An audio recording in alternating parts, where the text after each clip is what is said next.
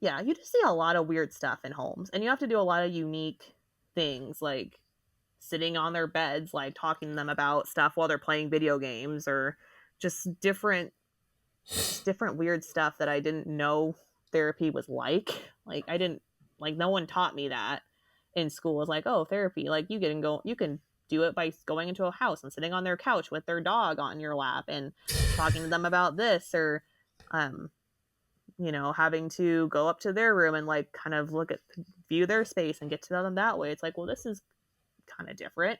Didn't think that would be a thing, but it actually, I mean, it worked most of the time, and not always. I mean, it's not like all my kids were ever successful once the therapy had to be done, because we, like I said, we forced ended it after a set number of weeks. They both, DHHS and probation, had set guidelines that I had to follow, so I couldn't be there longer without permission. And most of the time I didn't get permission, so a lot of them technically were deemed not really successful because we didn't meet all the goals, but we still made some progress. And so it was good to learn just how different it can be. So, like, it's surprising that you would go and sit in somebody's bed and they'd play video games. It's almost like they just, was the parents, they didn't kind of help you be like, okay, shut off the games. We're going to sit down and got therapist is here. Like, you sit in that chair. Most Like, of the time the parents were giving up at that point. Unfortunately, a lot of them were at such their wits' end that they didn't care. And honestly, it actually made it easier sometimes. Like like what I do now is I have fidgets in my office that are like literally in arm's reach. So anytime a kid sits down, they instantly grab it and start messing with it, and I start talking, and then they just start talking away.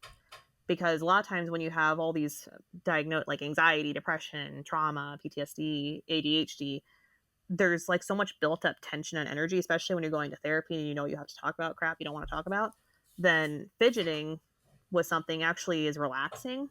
But when I go into a person's house, I can only bring so much with me. Like I had a backpack, but I can only pack so much crap, because I had like usually all my clients for that day like in folders ready to go. So for video games, it was like, if you talk to me, yeah, you can play it. And they would talk. Like I watched kids play Fortnite, Grand yeah, Theft Auto 5. Like what video games did they play? a lot of Fortnite and a lot of Grand Theft Auto 5. Those are the two that I distinctly remember.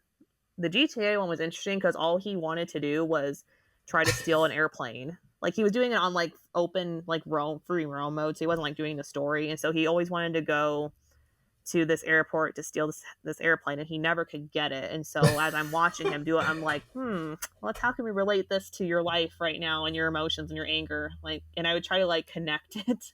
Yeah. He hated that because he was just like, I'm just like, yeah, okay, are you done? Like, I don't want to talk about this. And it's like, well, if you want to play your game, you're going to talk to me.